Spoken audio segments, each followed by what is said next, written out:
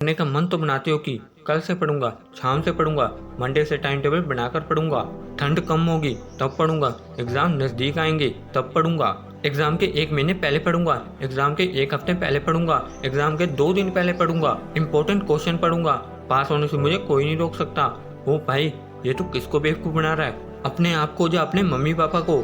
तुम्हारे mummy papa ने सिर्फ एक काम दे रखा है, एक जिम्मेदारी दे रखी है, वो है पढ़ाई करना, लेकिन तुझसे वो भी नहीं हो पा रहा। सुबह होते ही तुम्हारा एक ही टारगेट होता है कि आज 1 GB डाटा खत्म करना है, आज 1.5 GB डाटा खत्म करना है, आज 2 GB डाटा खत्म करना है, चाहे कुछ भी डाउनलोड करना भले, कुछ भी मतलब कुछ भी। आज 15 के हो 20 के हो जाओगे, 20 के हो 25 के हो जाओगे, 25 के हो 35 के हो जाओगे, 35 के हो और एक दिन 50 के हो जाओगे। कुछ भी नहीं बदलने वाला। अगर तुम्हारी जिंदगी में कोई सपना है, कोई लक्ष्य है और उसके लिए तुम सच में पढ़ना चाहते हो तो इस वीडियो को 2 मिनट तक सुनते रहो। ये कहानी है एक लड़के की जिसको सुनने के बाद तुम 10-10 घंटे पढ़ना शुरू कर दोगे।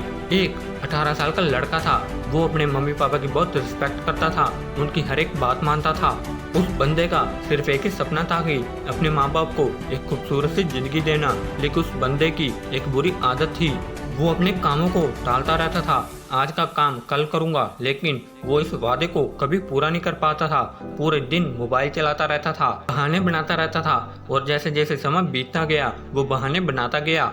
उस बंदे की उम्र अब 22 साल हो चुकी थी, उसके माँ बाप बूढ़े हो चुके थे, लेकिन आज भी उस लड़के को मोबाइल चलाने और काम टालने की आदत नहीं गई थी और इसी वजह से वो अपने माँ बाप के लिए अभी तक कुछ नहीं कर पाया था। लेकिन एक दिन अचानक से उसके माँ बाप इस दुनिया को छोड़कर चले जाते हैं।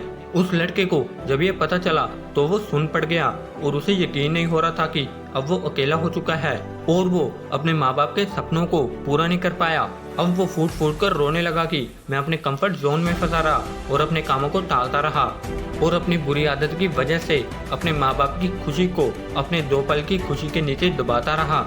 अब वो लड़का बहुत पछता रहा था, लेकिन अब पछताने से क्या फायदा, अब कामयाब होने से भी क्या फायदा। अब वो ही साथ नहीं जिनके लिए कामयाब होना था। कुछ दिन और बीत गए और उस लड़के को घर में से एक खत मिलता है जिसमें उसके माँ बाप ने लिखा था कि बेटा, हमें तुझ पर हमेशा गर्व रहेगा, हमें तुम पर पूरा भरोसा है, तुम एक दिन जरूर कामयाब होगे, लेकिन ये खत जब तक तुम्हें मिलेगा तब तक शायद हम इस दुनिया में होंगे या ना होंगे, लेकिन हमारा सिर्फ एक ही सपना है कि तुम्हें कामयाब होते हुए देखने का, चाहे हम इस दुनिया में रहें या ना रहें, तुम कामयाब जरूर होना।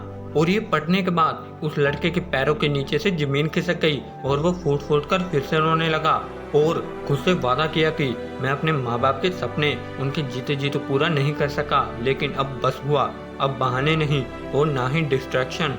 सब कुछ छोड़कर अब वो लड़का मेहनत करने लगा और कुछ साल बाद वो लड़का इतना सक्सेसफुल हो जाता है कि दुनिया भर में उसका नाम चलने लगता है और फिर अपने माँ बाप की तस्वीर के सामने जाकर कहता है कि मम्मी पापा, मैंने अपना सपना पूरा कर लिया, मैं एक सफल व्यक्ति बन गया। दोस्तों, कुछ लोग अपनी 2 पल की खुशी के लिए अपने माँ बाप के सपनों को जीते जी पूरा नहीं कर पाते। अपने माँ बाप की खुशी से ज़्यादा उनके लिए अपने बाबू सोना का SMS जरूरी है। मेरे भाई, जिस SMS का तुम घंटों घंटों तक वेट करते हो, अगर तुम कामयाब नहीं हुए तो एक दिन ये बाबू तुम्हें ये बोलकर चली जाएगी कि बाबू, मेरे मम्मी पापा नहीं मान रहे, और फिर तुम अकेले रह जाओगे।